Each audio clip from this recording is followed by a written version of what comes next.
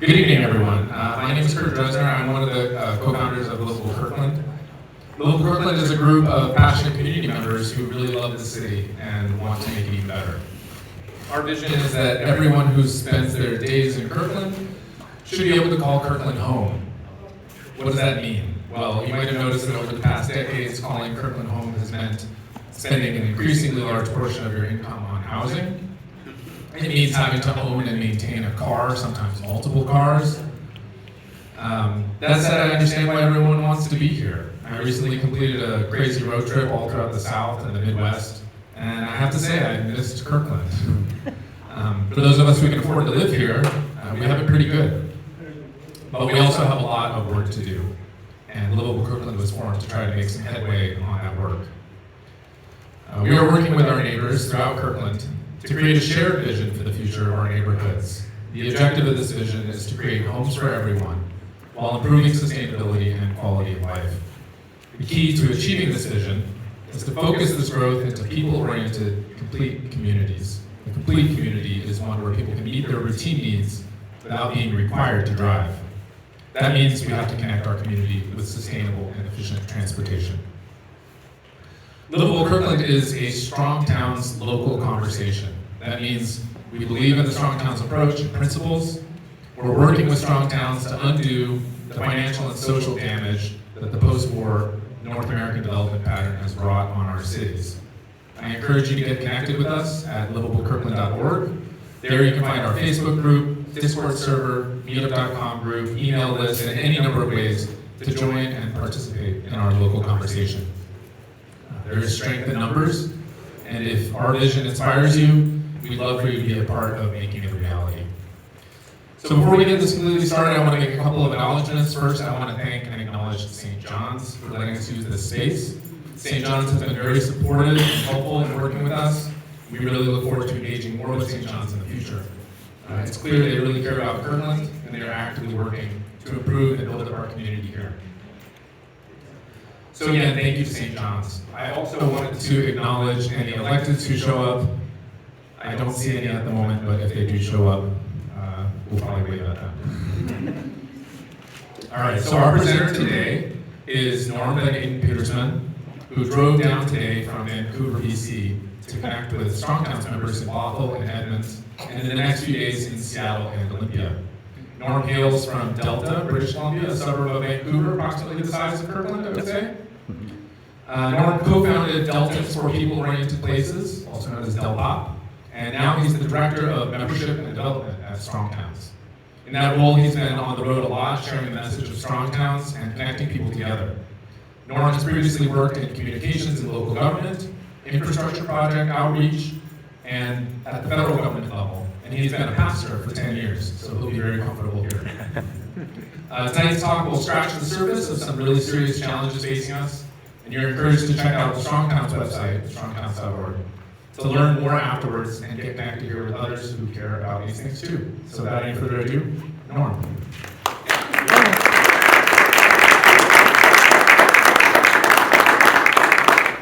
If you're familiar with Strong Towns, you would know that aspects of the story of Strong Towns emerge out of the question of what is it that we can do to build lasting prosperity in our communities? What can we do to enable our communities to be stronger than they currently are?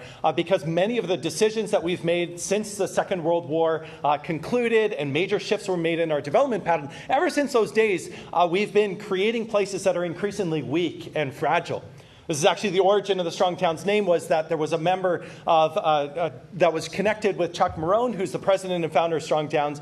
He said, "Hey, Chuck, what you're writing about on your blog, it sounds a lot like what the conditions are for weak and fragile communities, but what we need are strong towns."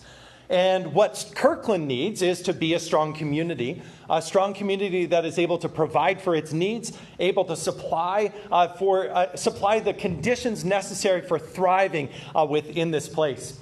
And so tonight I want to introduce you to a Strong Towns vision for Kirkland, or as this talk is also called, the failure of the suburban experiment, which is a little way to get everybody to sort of rear their heads and wonder, what is it that we are talking about? And that will be a key part of our opening. And then the latter part of the talk this evening will be about the ways in which we can take steps to really help and improve our communities to become stronger. Along the way, towards the end, we'll take time for questions and answers as well and have a longer discussion. And then I haven't had supper yet, so afterwards, if anybody wants to go out for dinner, let's do that here in your lovely community as well. And maybe a quick warning, too. I was a pastor so normally I was spotted 40 minutes for a sermon, so I expect at least that long. Yeah, there we go. That's right. Working to expand the window of what's considered acceptable. But the challenge that we face is that we are in a situation that we've created across North America, across this entire landscape, where we are seeing two competing factors and overlapping factors in many ways that are resulting in strangling exclusion as well as rolling blight. And in our region, in Vancouver, where I live, as well as down here, as I talk with residents here and just read the news about the rising house prices, the scarcity of available rents, all of these factors are demonstrating that it's making it extremely difficult to live here. As Janae of Olympians for People-Oriented Places put it so well on their website, and I've stolen it and used it all the time, is the recognition that our neighborhoods are changing.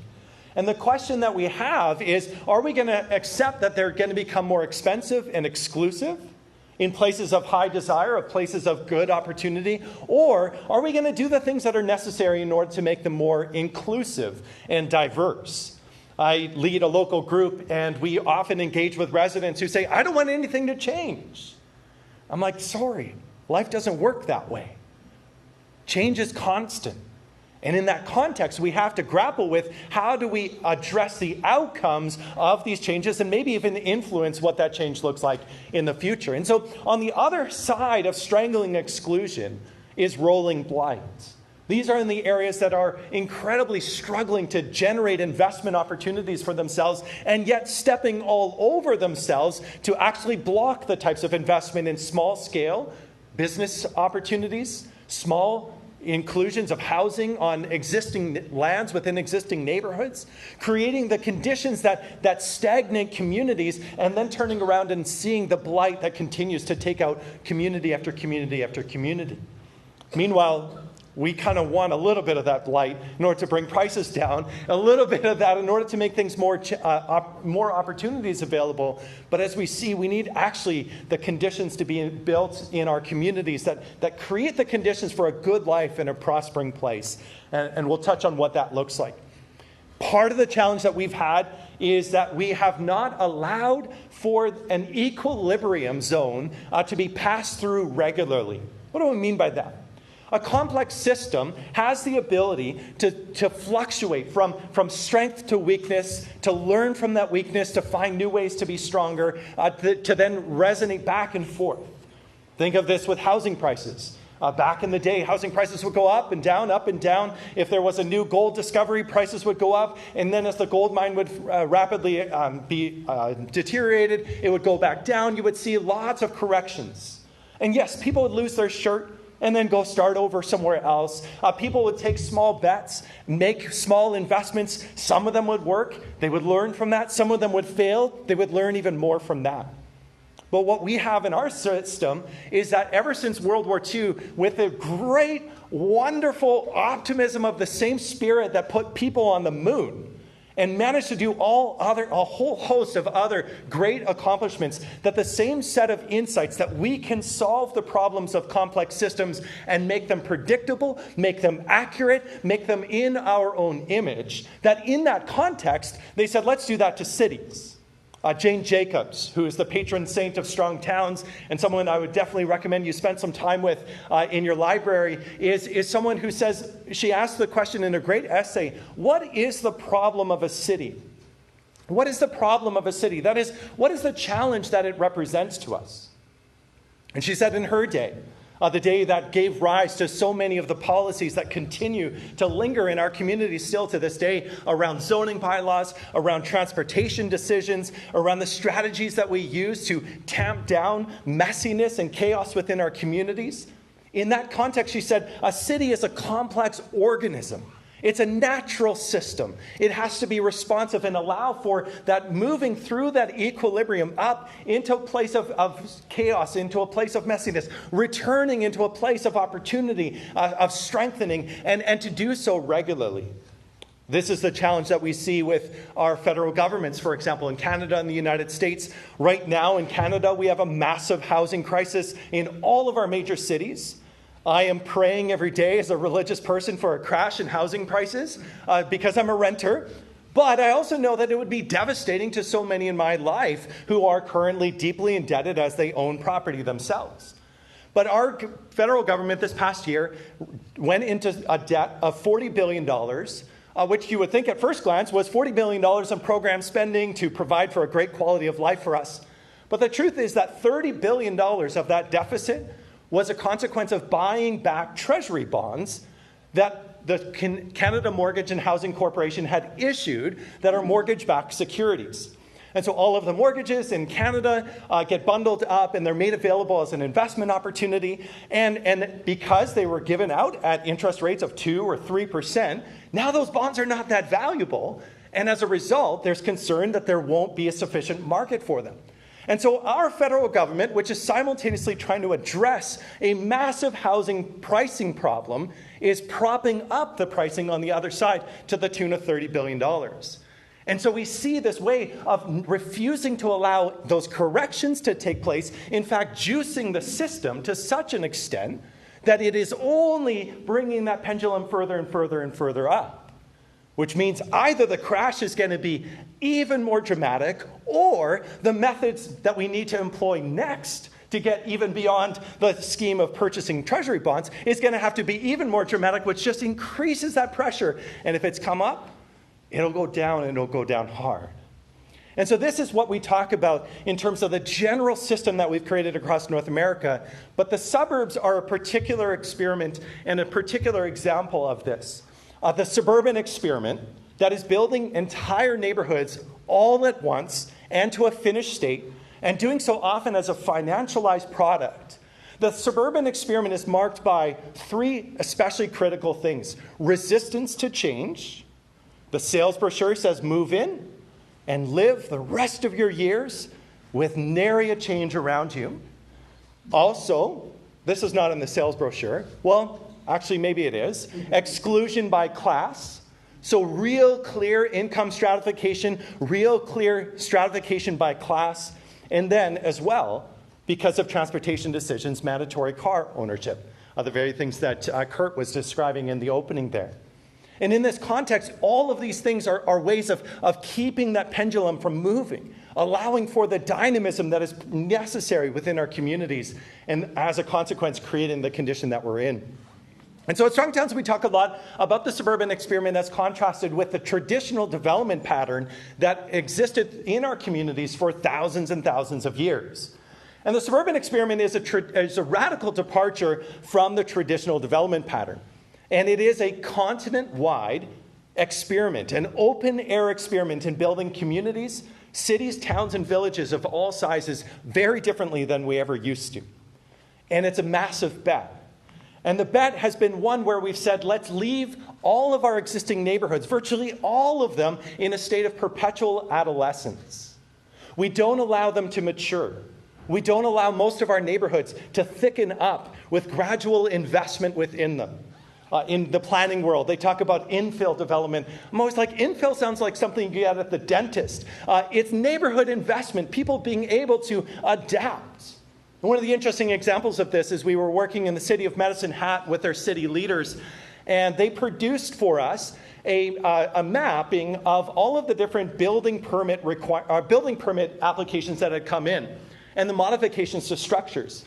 And right in their historical downtown area, that area that would have been defined by a pre-war or traditional development pattern, it was a potpourri of different colors representing different decades. That is, within various decades in the city's experience, there had been activity going on, and it was one of constant renewal. Some things would come down, other things would be built. And then as you began to look around, they said, hey, something is really clear here, which was the next ring of development, all of them were in one color. Then the next ring of development, all in another color, all in another color. And they actually said, we think we got the downtown wrong.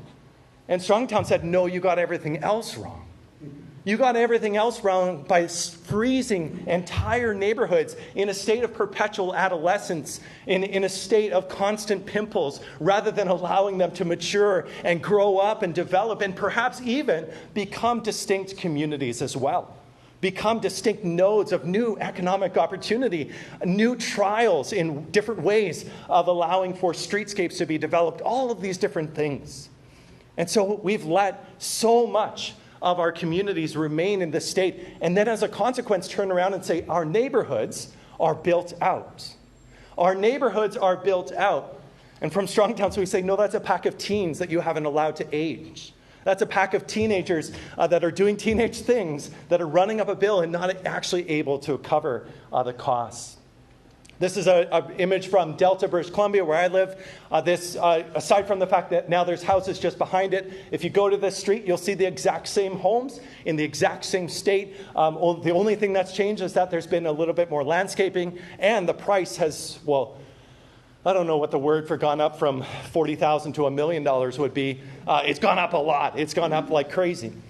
And the challenge that this presents for us is, and this is touching on a massive topic of significance for those of you that care about municipal finance and infrastructure, which is maybe a portion of us here. But in our city, in Delta where I live, and I would imagine the same numbers are true here in Kirkland as well as so many other places, is that I looked at the analysis of all of the property and assets that the city of Delta has under its jurisdiction. So all of the roads, the pipes, the civic centers, the libraries, the different things that the city has, the fire halls and things like that. And taken together, that value was matched it was about $6.5 billion. And in that context, we had about $3 of private investment.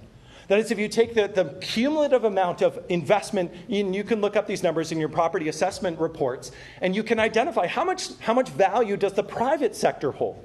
And it was for every $1 of public obligation, for every $1 of public commitment that we together would care for our community, provide these services, and as part of our agreement, provide them in perpetuity, we only had $3 of private wealth to draw upon.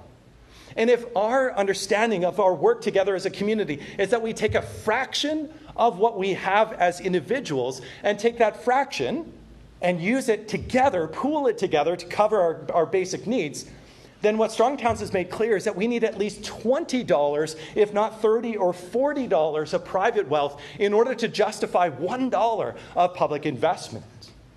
That is, if you have a very expensive road repair out front of your house, and they come to you and they say it's going to cost you $100,000, and that's your bill that you're going to have to pay for this as part of your contribution. And you say, but my home's only worth $300,000. I think I'm out.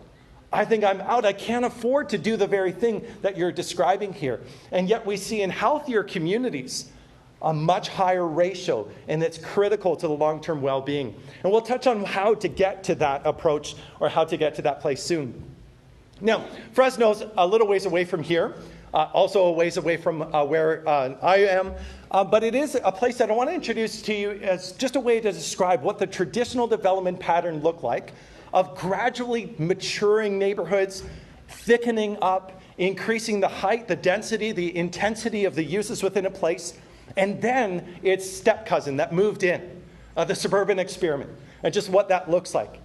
This is, back in 1897, you can see sort of the gradual accumulation. Maybe it's a little vague at the back there, but I'll try to make it, well, hopefully by the time it gets to its full-grown state, And this is a situation where Fresno, as a community, you see its core cluster, its nucleus, and it's slowly building out. There's also the addition of more wealth within the community. They're continuing to do these things.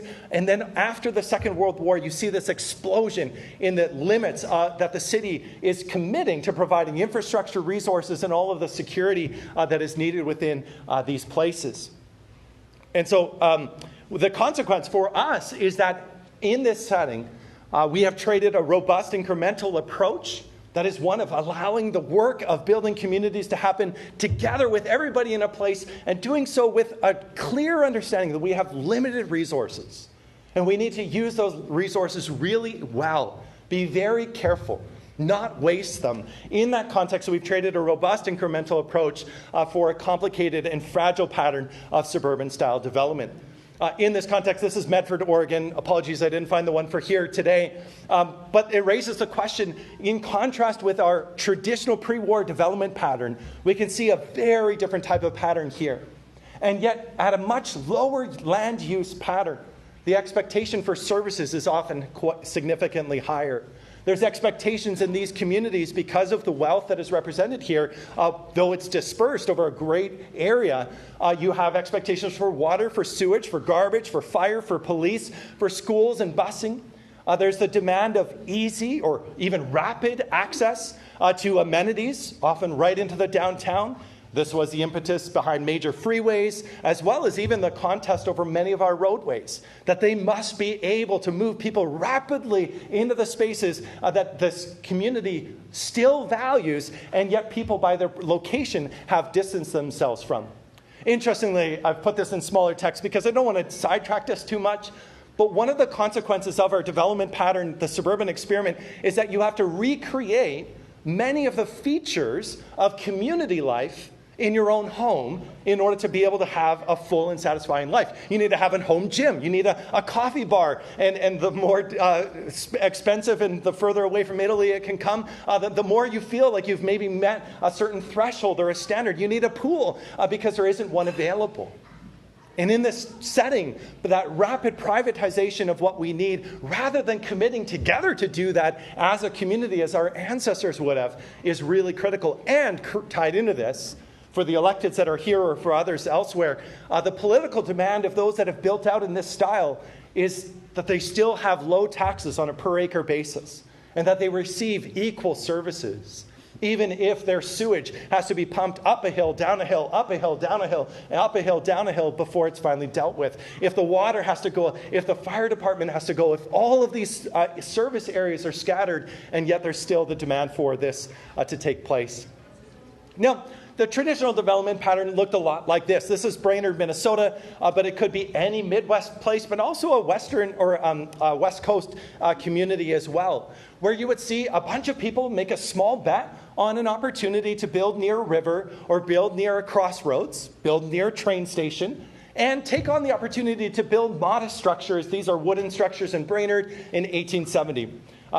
Forward 50 years or so, actually not even 50 years, 30 years, and you would have our West Coast settlements in many of our places that took over the places that our First Nations had already established settlements in.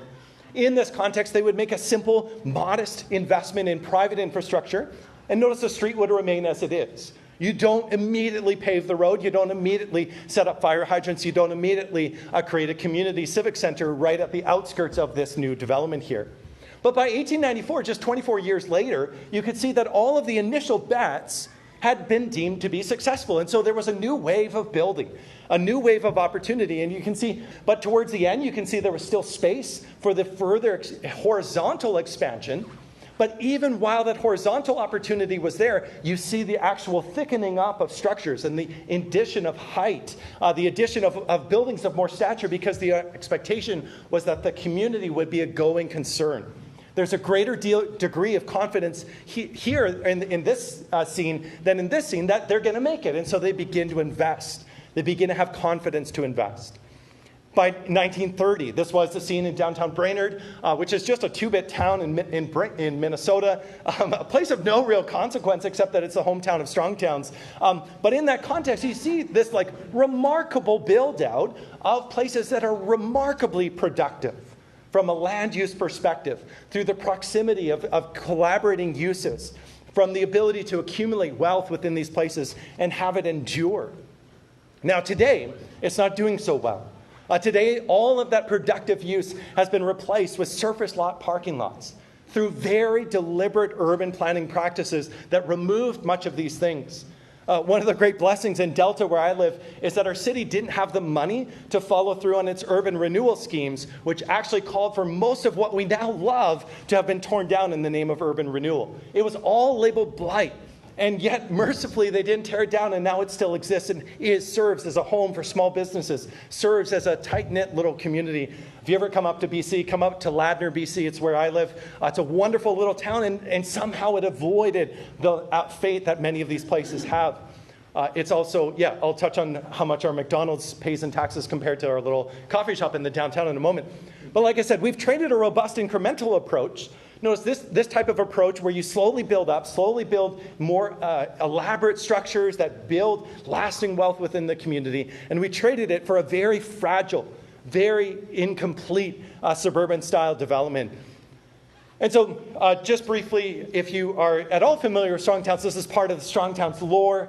Back in 2015, Strong Towns worked with Urban 3 to do a study of Lafayette, Louisiana. Their city leader said, we've got spending problems, we've got revenue problems, we've got infrastructure problems. Tell me if that doesn't sound familiar.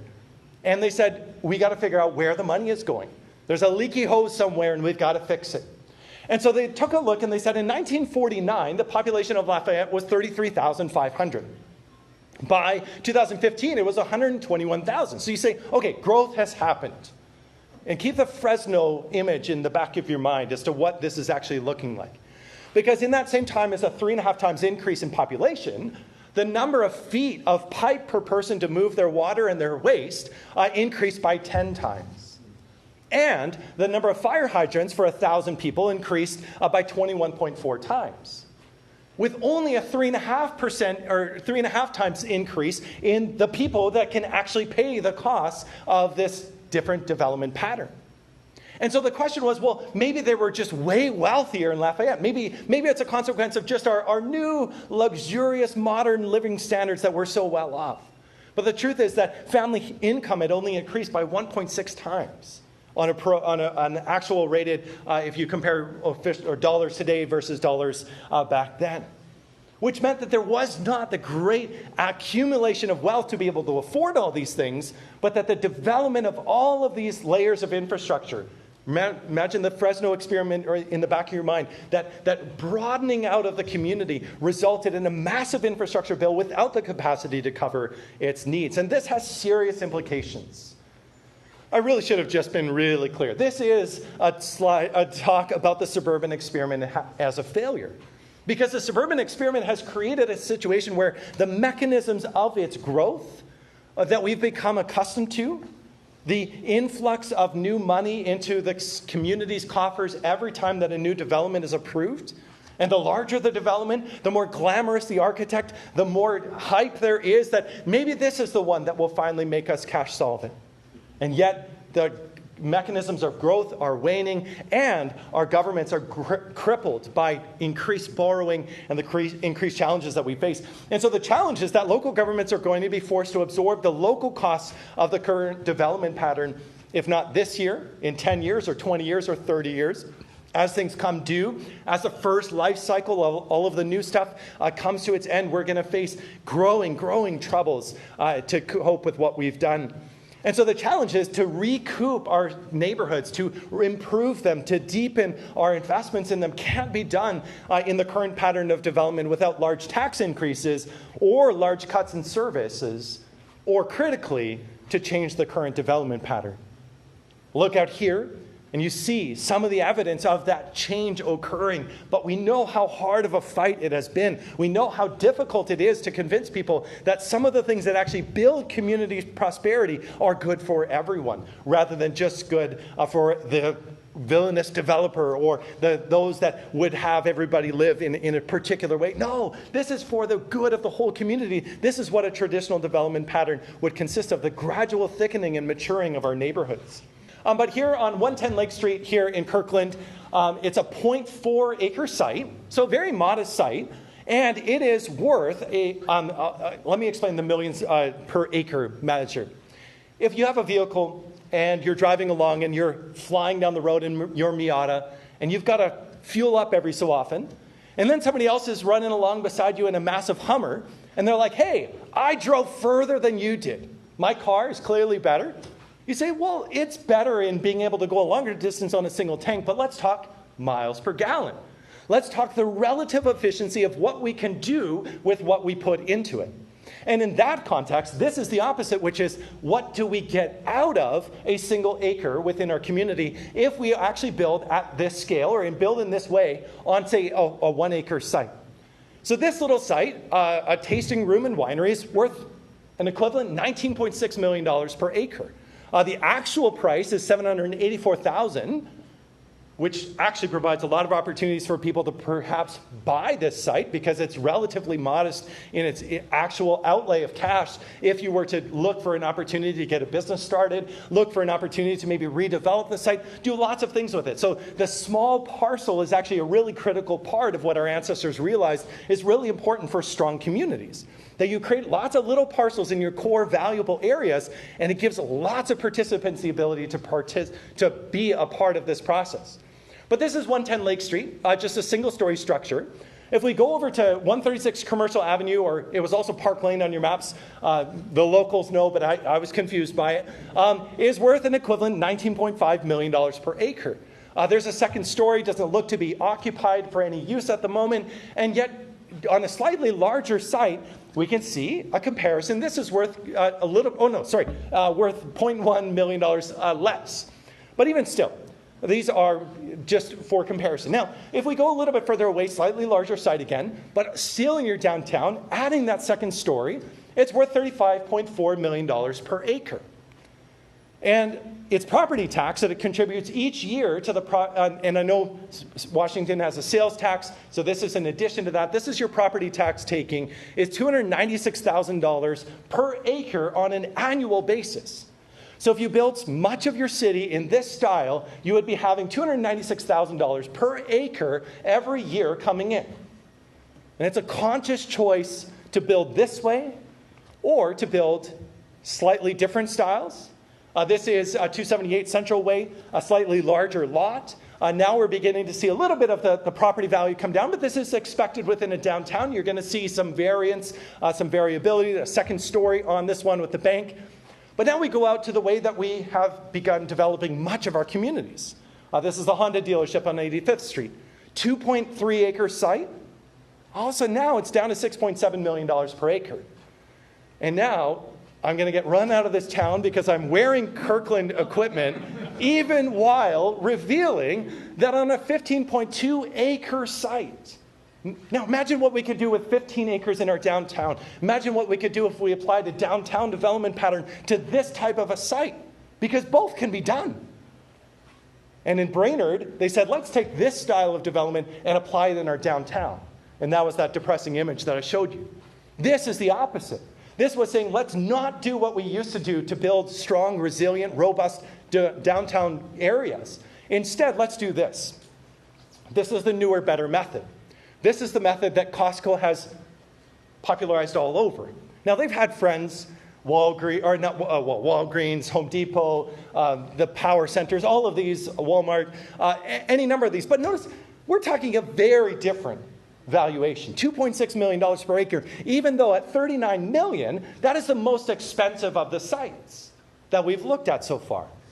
But it consumes so much, requires so much, that in consequence, it reduces the actual productive capacity of this type of development pattern significantly. And the property tax that it returns to the city is $21,988 per year.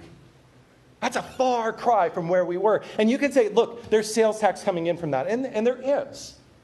But it omits the fact that in the downtown area, with a whole host of different businesses doing a whole host of value-added processes, undoubtedly you will have a significant property tax benefit from those places as well. And we actually struggle because we don't always map out the tax bill that these businesses in aggregate contribute to the basic needs of the community.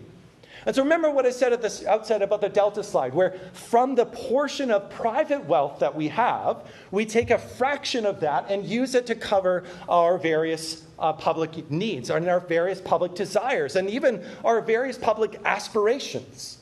If we aspire to be a great city, a city that people will flock to for miles, then we say maybe we build a cathedral if it was in the old days, or we build a grand mosque, or we build a great river walk or boardwalk or whatever you want to do. But in that context, if we continue to build like this, we don't have money. There's no money in the banana stand left anymore. We've gotten to the point where we've created a situation that actually deprives us of what we want. In my community, we have a small little coffee shop with a counseling office on the second story in our downtown, in Lander Village, that is. And we've got a McDonald's right in the most prime location right next to our hospital and transit exchange and police station and fire station, all of the services that are provided there. And the little coffee shop pays 7 times the amount of property tax per acre that the McDonald's does. And I always ask, how much do we love the culinary delight of the McGriddle? That we are willing to consciously or unconsciously subsidize it to such an extent. And the question is, when people say, well, I don't buy local because it's too expensive, does this have anything to do with it? Does this discount have anything to do with it? Does this robbing of our capacity actually have a great deal to do with why Walmart has unbeatable prices?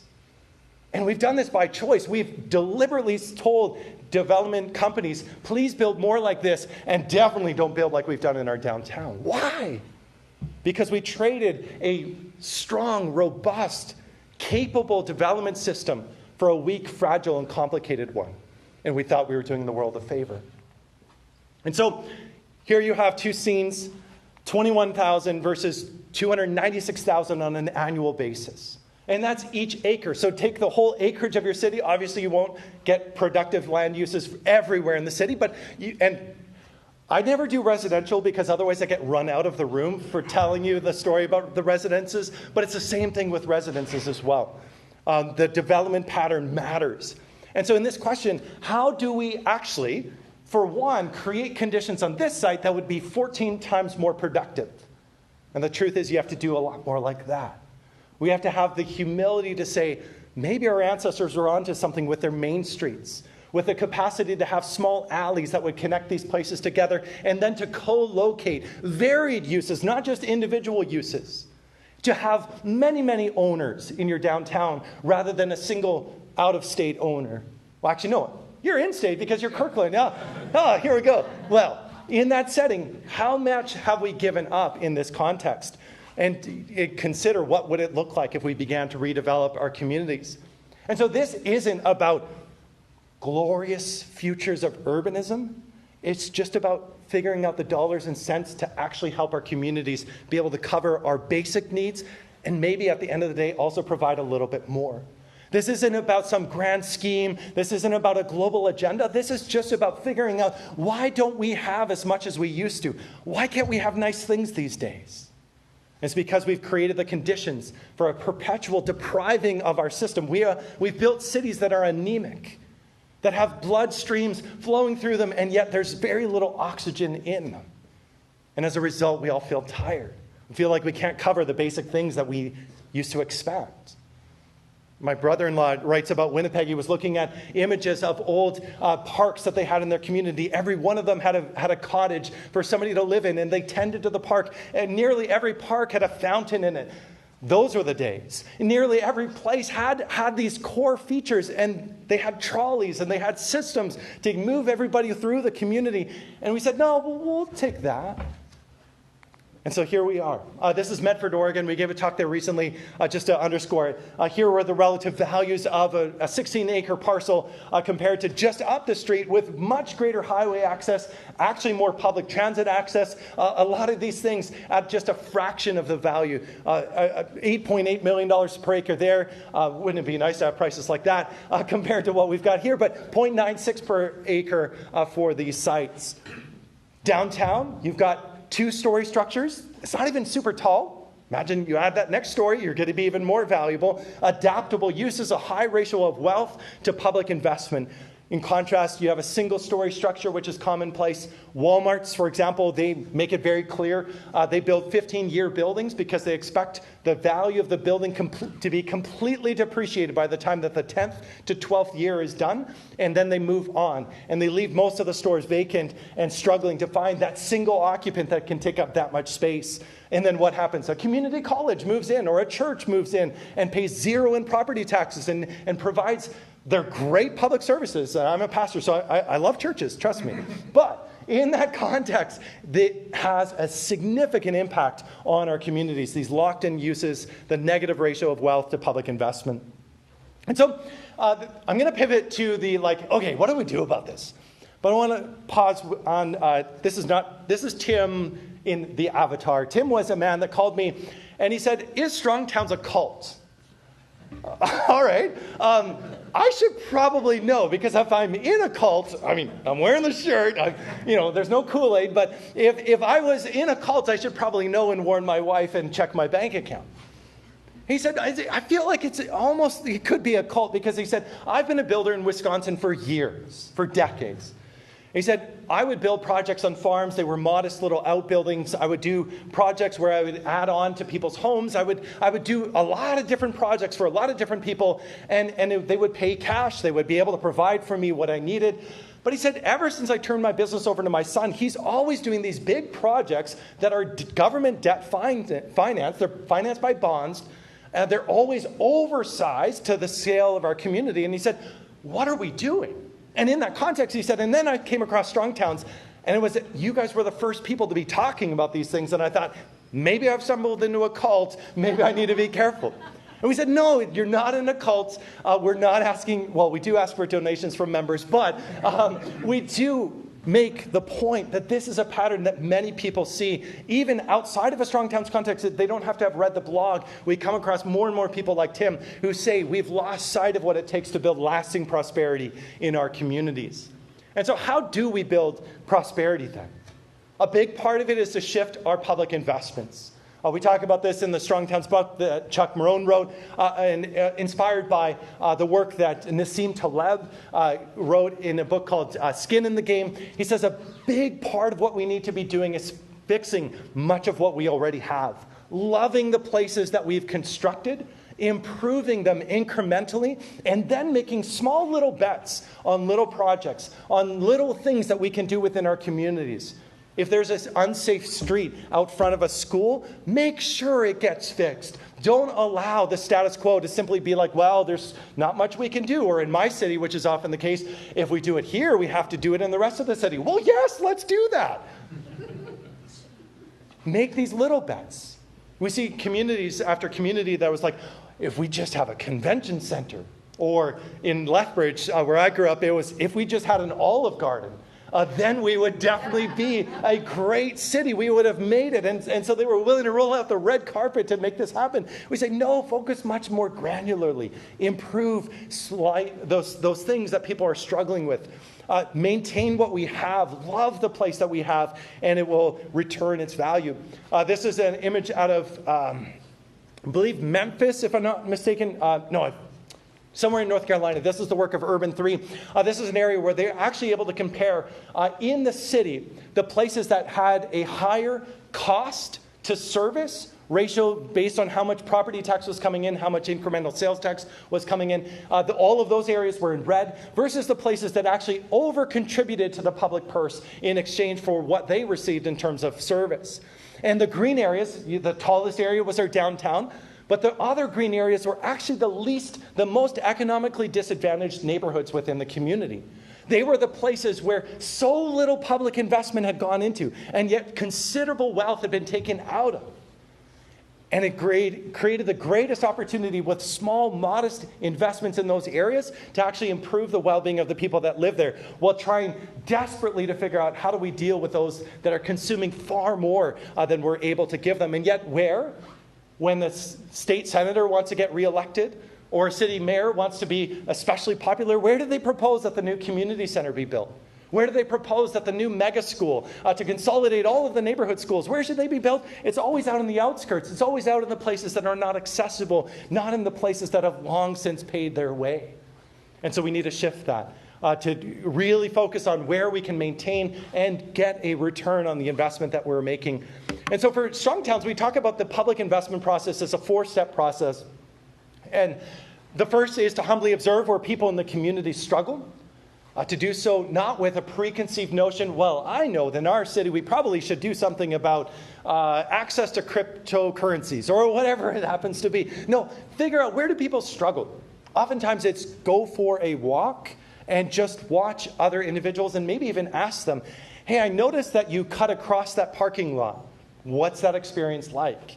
I noticed that the bus stop is always at the least opportune place for you to be able to access the store. The vehicles get prime position, and then the bus is always out at the outside. What would it look like if we actually changed up our routes? What can we do to identify these things? In that context, ask what is the next smallest thing that we can do right now to address that struggle? And then do that thing, to actually get in the habit of incrementally, rapidly going out and doing small things. This is especially challenging for cities, and yet as we work with various community leaders, when they begin to do this, it becomes contagious. People say, oh, that was actually easier than I thought. We provided shade for 3 people at a bus stop, but now we see that people are using that stop a little bit more frequently. Why don't we continue to develop further things like this? Why don't we do more like this? Repeat that process. And we actually worked with city leaders in Medicine Hat where we said, we brought them in, they were all city staff, and we said, all right, why don't you identify something that you have observed that people are struggling with in your community? And then ask the question, what's the next smallest thing that you can do? And I'm not picking on them. They're remarkable staff in a lot of ways. But their responses were, well, we should study it. Or we should apply, yes, more studies. We definitely need more studies. Or we should apply for federal grants because there's probably a grant for micro-mobility strategies or some other scheme like that. And the inability to do any of those things right now was rather perplexing. And then it was interesting to watch that light bulb go on as people were like, oh, you're asking me to do something very different. But I actually think that there's value in doing this. What if we actually do these things, provide better wayfinding signs, provide some paving stones to be able to create a safer approach to a neighborhood intersection, do things that daylight an intersection so that children near the school are not being missed or narrowly missed, I should say, by drivers as they're moving through the community. And they began to really understand this. And we believe that this is critical to that ability to get into a habit of making those small bets. At the Strong Towns National Gathering coming up in a month, we're actually doing a small bets contest. And we have 5 nominees that are going to be presenting their small bet for what could they do with $3,000. And the one that wins is going to get $3,000, which is not a lot of money. But it's actually interesting and amazing to see what the different nominees, we had, I think we had 21 different groups provide an opportunity that they were describing of what they would do with this money. And so we're giving the top winner $3,000, we're giving the 4 runner-ups $500 and saying, just try it. They did this in Brainerd as well with, I think they had a $20,000 grant. And so they basically made it a little bit like a process of elimination. The first round, everybody got the money and they got to show what they did with it. And then the ones that were deemed to have done the most with it actually got a little bit more to say, what more could you do? Very small dollars compared to with what normally passes for outlays. And yet the results are around street tree planting, the results around neighborhood school, pedestrian improvements, the various things that they did with planters, with trees. It was incredible to see what came out of it. And so this is part of that process of doing that thing and doing it right now. We have a whole book on the housing crisis that we're in, and I'll address that in just a moment. But one of the core things that we have to do is lower the bar of entry for homes as well as for opportunities with our businesses. This is a core part of the Strong Towns sort of ethos and mantra, that we need to lower the bar of entry because we've actually, in pursuing the goal of suburban uniformity, made it really difficult to get your start. We've knocked off several of the rungs off the property ladder. We've made it really difficult for people to be able to find their way into homes that are adequately sized for them. Maybe not sized at the level that they would want. How many of you would like to live in a 500 square foot or less place? All right, a few of you, probably renters like me who are like, I'll take anything. How many of you have lived in a place that was at 500 square feet or less? This is very normal. We see this happen all the time. Daniel Harrigus, who is one of our writers, he was having a Thanksgiving dinner conversation with his wife's aunt, which was going about as well as you can expect. And she was saying, well, I just don't want renters in my neighborhood. And he said, were you a renter when you were in college? And she said, well, yeah. And he said, would you have liked to have lived in this neighborhood? She said, point taken. And it's in that context that we actually need to provide the various types of different forms of housing. And wonderfully, BC, Washington, Oregon, and California are taking significant steps to allow accessory dwelling units, or what we should just call cottages, or backyard garden apartments, those sorts of things. These are so critical, but also providing pathways for people to construct these as we go along. We've really done a number. And then people say, it's the former mayor of my city said, if my generation, millennials, just stopped getting lattes, that we would be able to be in the property ladder, in that ladder over there. And we calculated it, I think it was 28 lattes a day that we would have to cut out of our diet. And so I'm down to 24, but I'm still no closer to getting there. We've also got to do this for commercial. For commercial opportunities, for getting a business started. This is an amazing project that they did in Muskegon, Michigan. Muskegon is doing actually some really cool things for housing as well that we just wrote about on our site. But what they did with these little chalets, which is just a glamorous way to describe a storage shed, they built these for like $4,000 each. And now they have 17 of these, and behind it is a city-owned parking lot. So the land was just sitting there in a very unproductive land use pattern. And yet they found that in their downtown that a lot of the commercial areas were not being rented because people couldn't afford the rents. They couldn't convince the bank to float them the money to start up a store, to go through the rigmarole of getting everything up to code if they had no proof of concept that they could make their business go. And so the city did something really smart. They said, why don't we provide not only a space, but also a Small Business America advisor for everybody that rented these for like $800 or something really cheap. And they had like a 2-page form that you had to fill out. We were working with another city, Medicine Hat. They had like an 18-page form, and you had to get financials and all of this stuff. And we were like, rip it up, go back to just 2 pages. Ask, do you want to start a business? All right, let's do this here. And in that context, what was amazing about it is people got a shot. If you were, say, caring for a loved one and couldn't make it in to tend to your store, the person next to you would just care for it. You didn't have to do water. They only did electricity. You could close it up. You could display it. And within about a year and a half, almost every one of these businesses that started here had moved into the downtown. And a new crop of businesses were going up in these spaces. For dollars, for peanuts, they were able to do this. In contrast with many of our economic schemes that produce far fewer outcomes like this and cost far, far more. And so if we lower the bar of entry, if you do this in your city, you've probably got some land that could use some activity. We've been doing this with community gardens, and I love that we do this with community gardens on lots that are not yet developed. It's great. It's good for the community. What if every 8th one was something like this? What if, say, 2 of these sheds were reserved for students in your high school that went through a contest in their small business class and had the opportunity to run it through the summer, to do those types of things? How do we lower the bar of entry?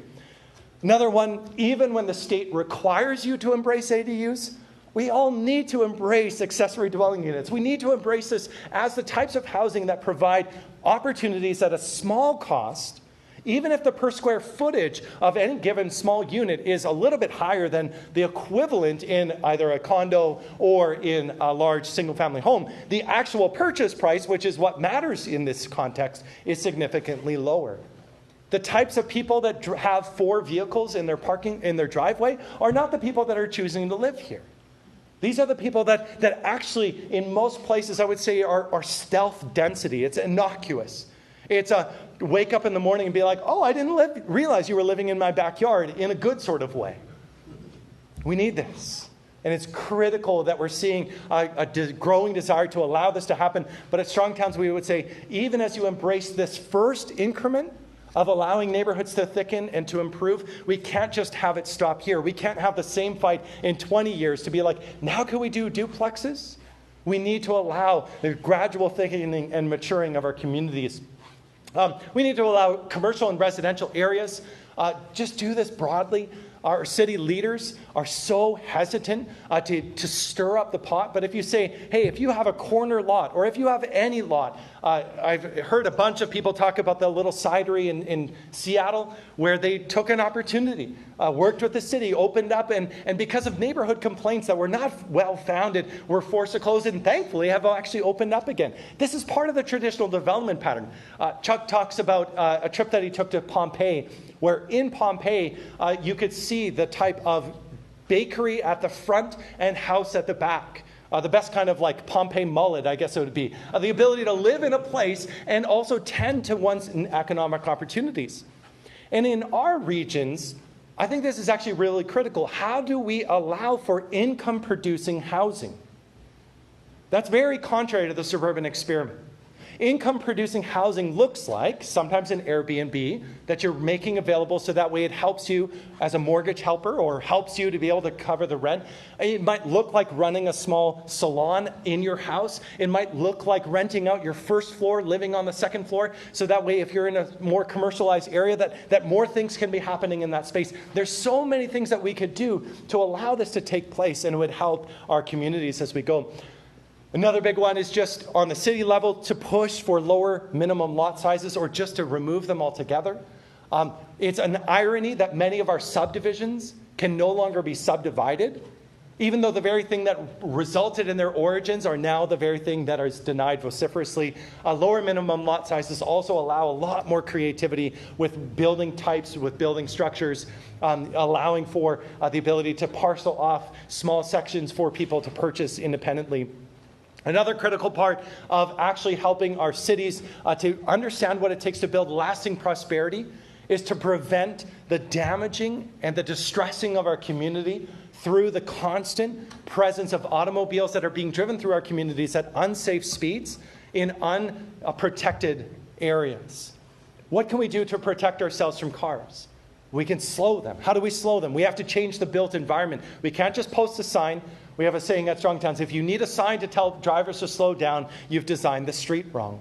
You've designed the conditions. You need to change the built environment. And there are so many ways that we can do this. I love the idea that we make unplanned modifications of our streets all the time. If your car breaks down, suddenly a lane is out of commission. The world continues. If we need to facilitate construction of a project, we'll block out a bunch of the roadway. We'll simply make it happen. There's no extended process. There's no long consultations. We don't have to call everything a pilot project and then sit on pins and needles when it comes up for review. We just go and we try it. We tinker. We approach it. What if we did the same thing in front of our schools? What if we did the same thing in many of our core commercial areas where we want to encourage people to gather? There are so many things. I often think the area right around a fire hydrant where nobody is allowed to park anyways, well, nobody is supposed to. What if you took out the pavement, planted a tree there? It would suck up groundwater or the storm water. It would continue to signal to people that they shouldn't park there.